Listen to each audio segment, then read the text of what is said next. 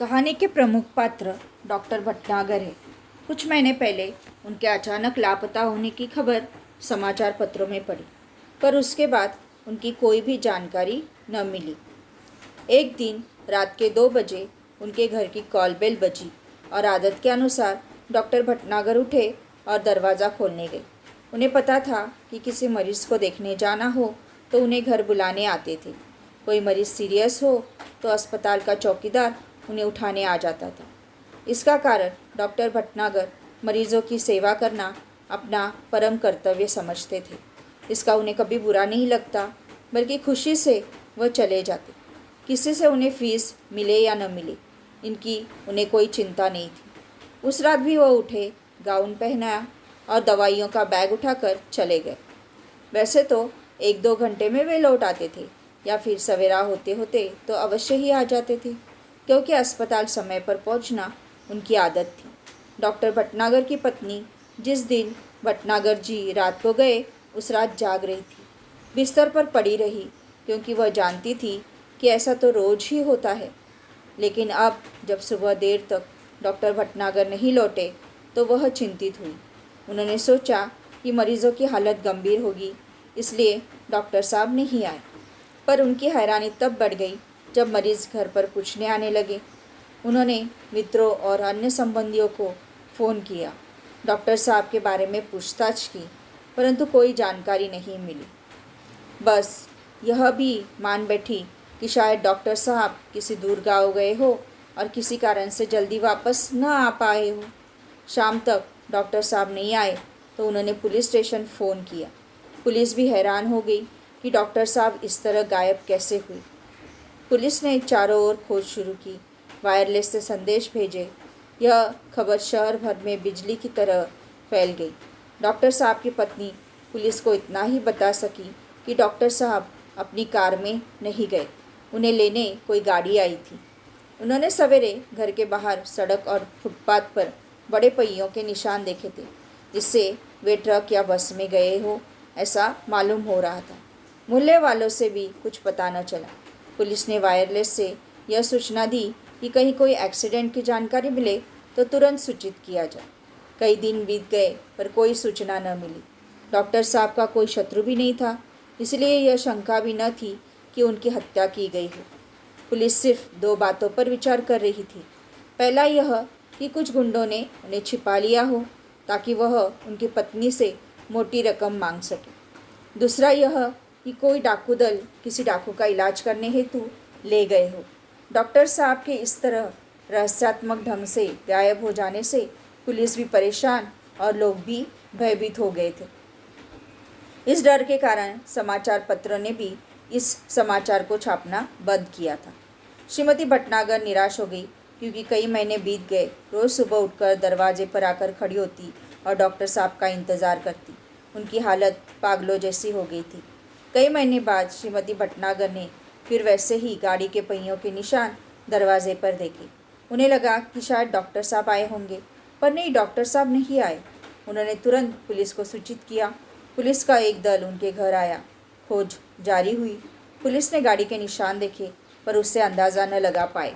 उन्हें एक बंद लिफाफा मिला, जिस पर श्रीमती भटनागर का नाम लिखा था। लिफाफे में एक सीडी भी थी। उसे सुनने की व्यवस्था की गई। सीडी बजते ही उसमें डॉक्टर भटनागर की आवाज़ सुनते ही सभी लोग चकित रह गए। डॉक्टर भटनागर ने अपनी सीडी में लोगों से यह बातें कही, तुम लोग मेरे लिए परेशान होंगे, शायद यह भी सोचा होगा कि मैं मर गया हूँ, पर मैं ज़िंदा हूँ और एकदम ठीक हूँ। धरती से करोड़ों मील दूर एक अन्य सौर मंडल के ग्रह पर हूँ। हम धरती वाले सोचते हैं कि शायद दुनिया में जो कुछ है वह हम ही है, लेकिन इस ब्रह्मांड में हमारे सूर्य जैसे अनेक सूर्य हैं और सभी के अपने अपने ग्रह हैं। वहाँ पर रहने वाले लोग कई गुना ज़्यादा आगे बढ़े हैं।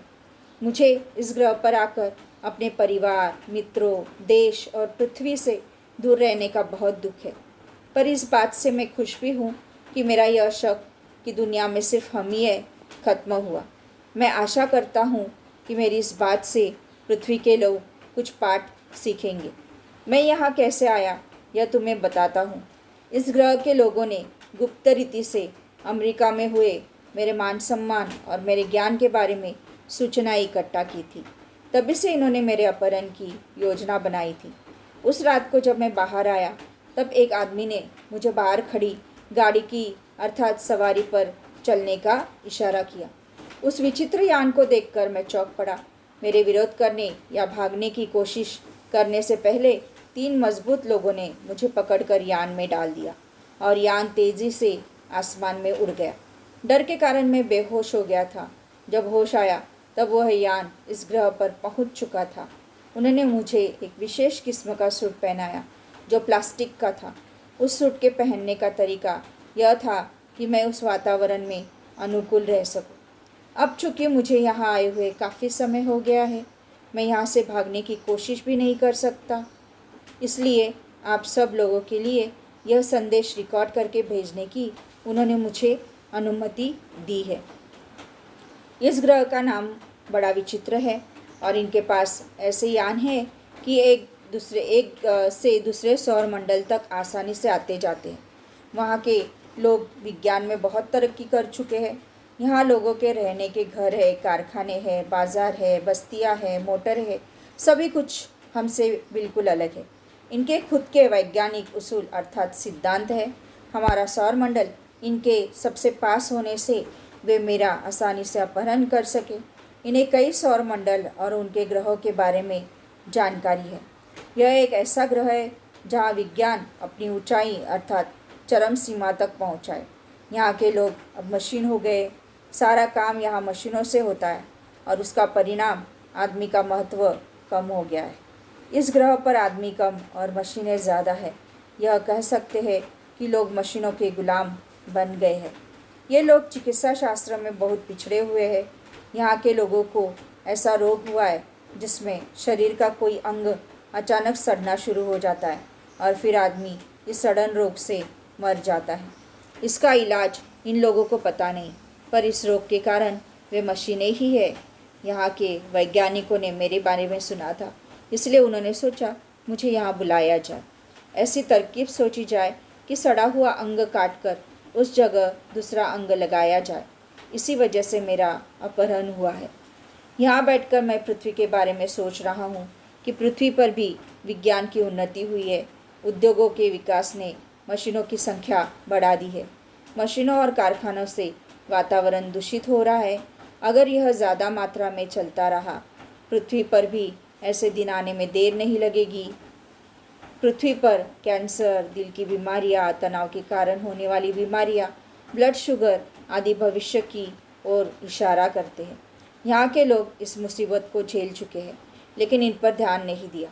यदि इस पर तुरंत कोई उपाय न किया गया तो यहाँ से इंसानों का नामो निशान मिट जाएगा, अर्थात सब खत्म हो जाएगा और सिर्फ ऊंची इमारतें, बड़े कारखाने, चिमनियाँ और राक्षसों के आकार की मशीनें रह जाएंगी। यहाँ के लोग विज्ञान में आगे और चिकित्सा शास्त्र में पीछे रह जाने का कारण है कि उनका शरीर बहुत मजबूत होता है। शरीर के ऊपर की चमड़ी मोटे प्लास्टिक जैसे पदार्थ की बनी होती है। इस कारण उस पर हवा, पानी तथा मिट्टी का कोई असर नहीं होता। बचपन में चमड़ी नरम होती है, लेकिन बाद में धीरे धीरे वह सख्त हो जाती है। यह होने की वजह से यहाँ का पानी और हवा है। यहाँ के लोग बीमार ही नहीं होते, इस कारण चिकित्सा की ज़रूरत ही नहीं पड़ती। इसलिए इस लोगों ने उसके बारे में कभी सोचा ही नहीं और ये लोग चिकित्सा शास्त्र में पीछे रह गए। इन पर सड़न रोग की जो मुसीबत आई है, इस रोग का मैंने अध्ययन किया है और इनके शरीर की बनावट का भी। पृथ्वी के चिकित्सा शास्त्रों को यहाँ लागू नहीं कर सकते। अब समस्या यह है कि इनके रोग के इलाज के लिए दवाएं बनानी है, अंग प्रत्यारोपण के लिए दवाएं तथा आवश्यक सामान बनवाना है। इसे मैं अकेले नहीं कर सकता, इसलिए अब ये लोग योजना बना रहे हैं कि मेरी मदद के लिए पृथ्वी से कुछ और वैज्ञानिकों और डॉक्टरों को लाया जाए। पर यह बात मुझे मंजूर नहीं है। मैं चाहता हूँ कि ये लोग खुद सारी बातें सीख लें और अपना इलाज खुद करें, पर उसके लिए वे अभी तैयार नहीं है।